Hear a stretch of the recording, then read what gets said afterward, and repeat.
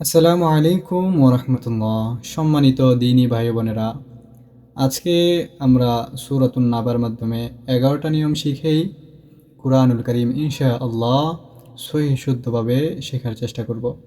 তো অবশ্যই আপনারা ভিডিওটি না টেনে সম্পূর্ণ দেখবেন ইনশাআল্লাহ। আমি আশা করছি আপনারা যদি 11টা নিয়ম শিখতে পারেন, অতি তাড়াতাড়ি কুরআনুল কারীম সহিহ শুদ্ধভাবে আপনি পড়তে পারবেন। এই 11টি নিয়ম যদি আপনি না শিখেন, তাহলে কখনোই আপনি কুরআনুল কারীম সহিহ শুদ্ধভাবে শিখতে পারবেন না। তো আপনাদেরকে আজকে আমি সূরাতুন নাবা শিক্ষা দিব। এই সূরাতুন নাবার মাধ্যমেই আমরা 11টি নিয়ম জানব ইনশাআল্লাহ। দেখেন, আমি লিখে রেখেছি 11টি নিয়ম শিখেই শুদ্ধ করে কুরআন রিডিং পড়ুন। তো আপনারা সহজভাবে যেন শিখতে পারেন, সেজন্য আমি আগে থেকে আপনাদের জন্য এই 11টি নিয়ম লিখে রেখেছি। 1 নম্বর, এই যে দেখেন, 1 নম্বর হরফ, মাখরাজ, সিফাত। হরফ, মাখরাজ, সিফাত। হরফ আমরা জানি, সকলেই জানি 29টি হরফ আছে আরবি হরফ। মাখরাজ হচ্ছে হরফের সঠিক স্থান থেকে উচ্চারণ করার নাম মাখরাজ বলা হয়। সিফাত, সিফাত হচ্ছে হরফের বৈশিষ্ট্য, সৌন্দর্য, বৈশিষ্ট্য, সৌন্দর্য, সিফাত। 2 নম্বর হরকত, 2 নম্বর হরকত। হরকত হচ্ছে তাড়াতাড়ি পড়ার নাম। হরকত কী করতে হয়? তাড়াতাড়ি পড়তে হয়। 3 নম্বর তানবিন, 3 নম্বর তানবিন, 3 নম্বর হচ্ছে তানবিন, দুই জবর দুই জেরকে তানবিন বলা হয়। 4 নম্বর হচ্ছে মাদ, মাদ টেনে পড়া। 1 আলিফ মাদ আছে, 3 আলিফ মাদ আছে, তারপরে 4 আলিফ মাদ আছে। এগুলাই আমরা জানতে হবে, মাদগুলা জানতে হবে। 5 নম্বর, এই দেখেন 5 নম্বর সুকুন, সাকিন, যজমলা হরফ। সুকুন হচ্ছে ওই সাকিন যে থাকে, কোনো হরফের উপর যদি সাকিন থাকে তাহলে ওইটাকে, ওই হরফকে যজমলা হরফ বলে, সুকুন। এই সাকিনগুলো আমাদেরকে জানতে হবে। 6 নম্বর, 6 নম্বর তাসদিদ, তাসদিদ। তারপরে দেখেন 7 নম্বর গুন্না, 7 নম্বর গুন্না, 7 নম্বর আমাদেরকে গুন্নাগুলা জানতে হবে, ওয়াজিব গুন্নার নিয়মগুলা আমাদেরকে জানতে হবে। 8 নম্বর হচ্ছে কলকলা, কলকলা অর্থাৎ হরফকে নাড়া দিয়ে পড়া, কলকলা। 9 নম্বর অক্ফ করার নিয়ম, 9 নম্বর অক্ফ করার নিয়ম। আয়াতের শেষে কীভাবে অক্ফ করতে হয় এটা আমাদেরকে জানতে হবে। 10 নম্বর দেখেন, 10 নম্বর হচ্ছে নুন সাকিন ও তানবিনের নিয়ম। নুন সাকিন, নুন সাকিন ও তানবিনের নিয়ম, এটা আমাদেরকে জানতে হবে। 11 নম্বর হচ্ছে মিম সাকিনের নিয়ম, 11 নম্বর মিম সাকিনের নিয়ম। এই 11টা নিয়ম আমাদেরকে অবশ্যই জানতে হবে ইনশাআল্লাহ। তো আমরা এখন কুরআনুল কারীম পড়ার মধ্যে চলে যাব। 11টা নিয়ম আমরা এখন প্রয়োগ করব। আপনারা সকলেই না টেনে সম্পূর্ণ ভিডিও দেখবেন। বিসমিল্লাহির রহমানির রহিম। আবার বিসমিল্লাহির রহমানির রহিম। আইন মিম জবর আম, মিম জবর বা, আম্মা। এখানে দেখেন মিম মুশাদ্দাদ, ওয়াজিব গুন্না। মিম যদি মুশাদ্দাদ হয়, ওয়াজিব গুন্না হয়। ওয়াজিব গুন্নার হরফ 2টি, খেয়াল করেন, ওয়াজিব গুন্নার হরফ 2টি।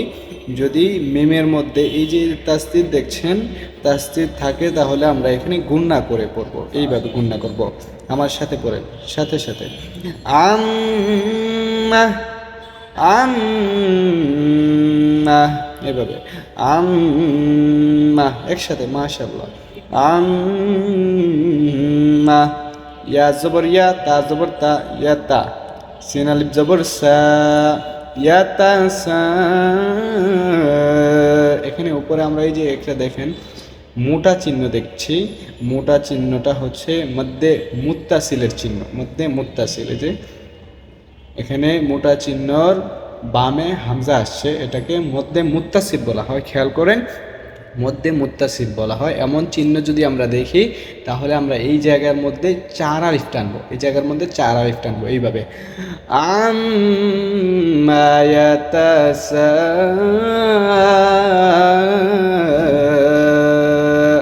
হামজা জবর আ, লাম ওয়া পেশ লু, আলু। নুন জবর না, আলুনা। আমরা এই নুনকে সাকিন করে দিব। আর এখানে এই আরেকটা কায়দা আছে, ওয়াও হচ্ছে গিয়া মাদের হরফ, মাদের হরফের বামে অক্ফের চিহ্ন আসছে, মাদের হরফের বামের হরফে অক্ফের চিহ্ন আসছে, এখানে মদ্দে আরজি বলা হয়। মদ্দে আরজি 3 আলিফ পর্যন্ত টানা যায়। মদ্দে আরজি আমরা এই শেষে 3 আলিফ পর্যন্ত টানতে পারবো। এভাবে আমরা টানবো। আলু,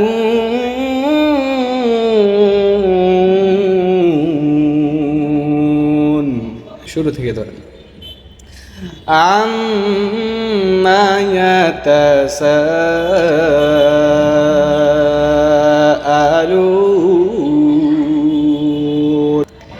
আইন জবর আ নুন নুন জের নিন আনিন আনিন।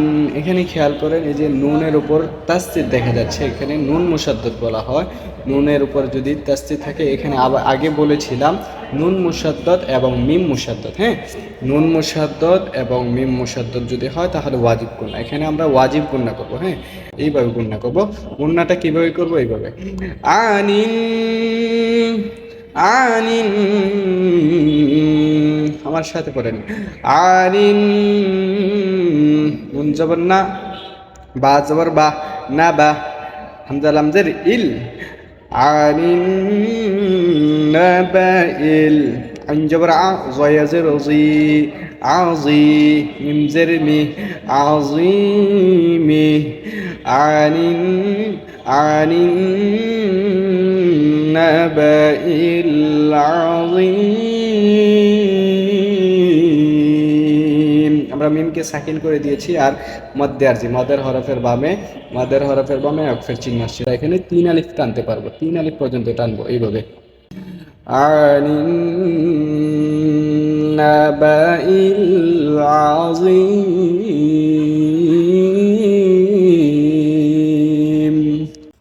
তারপর হামজা লাম জবর আল, লাম জবর লা, আল্লাহ। এই যে তাসদিদ যদি হয়, কোনো হরফে যদি তাসদিদ হয়, ওই হরফকে 2 বার পড়তে হয়। হ্যাঁ, প্রথমে এইভাবে আমরা পড়বো। দেখেন হামজা লাম জবর আল, লাম জবর লা, আল্লাহ আল্লাহ, জালিয়াদের জি, আল্লাযী, হামিম পেশ হুম, আল্লাযী হুম, ফায়াজের ফি, জেরের বামে জজমালাইয়া, জেরের বামে জজমালাইয়া, মাদার হরফ এক আলিফ টানবো এখানে।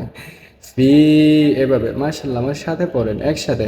ফি ফি, হাজের হি, হুম ফিহি, মিম খপেশ মুখ, তা জবর তা, মুখতা, লাম জেরলি, মুখতালি, ফাওয়া পেশ হু, নুন জবর না, মুখতালিফুনা।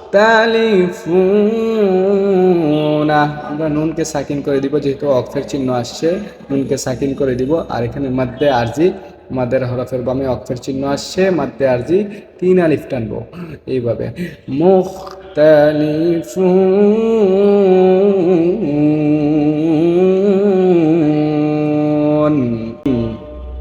কাফ লাম জবর কাল, লাম আলিফ জবর লা, কাল্লা।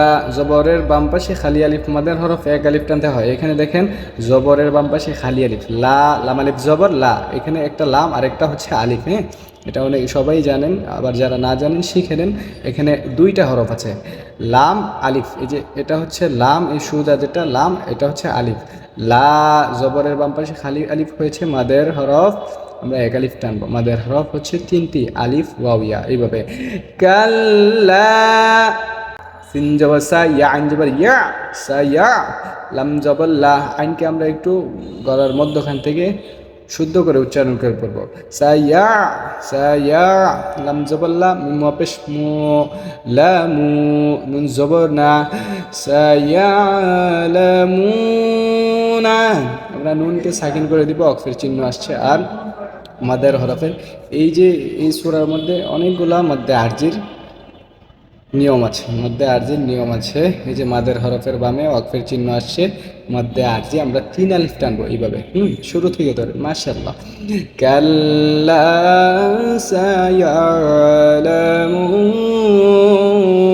সায়ালামুন, সামিম পেশ সুম, মিম জবর মা, সুম্মা।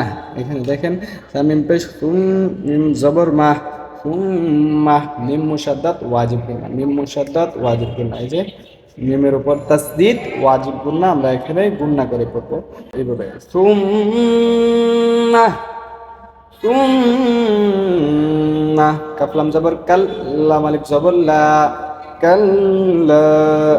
সিন জবর সা, ইয়া আইন জবর ইয়া, সা ইয়া, লাম জবর লা, সা ইয়া লা, মিম ওয়া পেশ মু, নুন জবর না, সা ইয়ালামুনা। আমরা নুনকে সাকিন করে দিব। আর মাদের হরফের বামে অফের চিহ্ন আসছে, মধ্যে আরজি আমরা 3 আলিফ পর্যন্ত টানতে পারবো এইভাবে।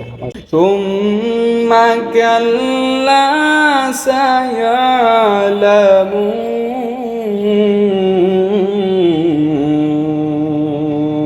সায়ালামুন সুম্মা কাল্লা সায়ালামুন।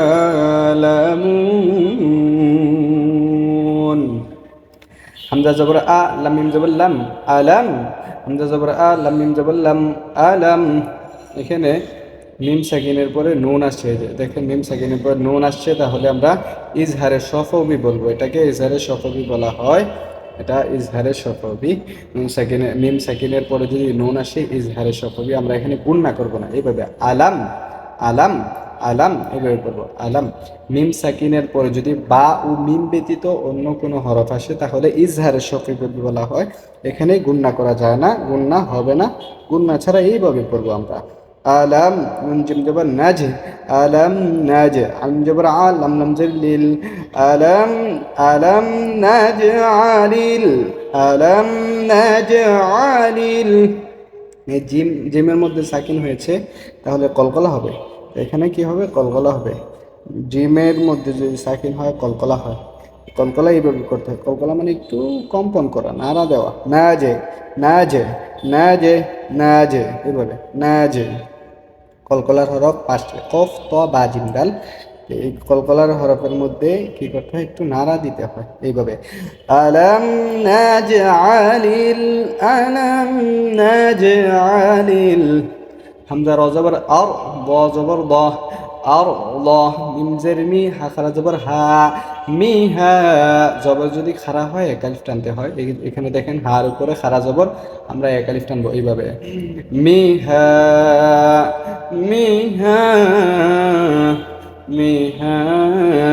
দাল আলিফ দুই জবর দান, মিহাদান, মিহাদান। এখানে একটি গুরুত্বপূর্ণ কায়দা আসছে, এই যে দেখেন দুই জবরের পরে কি আসছে? আলিফ আসছে, তারপরে অক্ফ।